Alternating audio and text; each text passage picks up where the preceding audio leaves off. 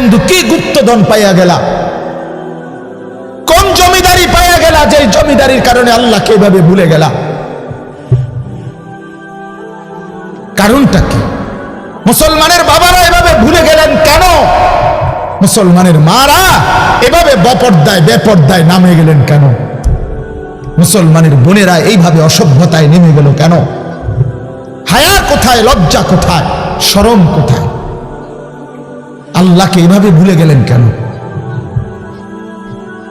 যে ঘরে বাপ মা জীবিত, অথচ ক্ষুধার 365 দিনে একটা বছরে, একটা 16 বছরের 18 বছরের ছেলে মেয়ে, আপন মা বাপ জীবিত থাকতে কোনদিন একটা বছরে ফজরের নামাজ পড়ল না।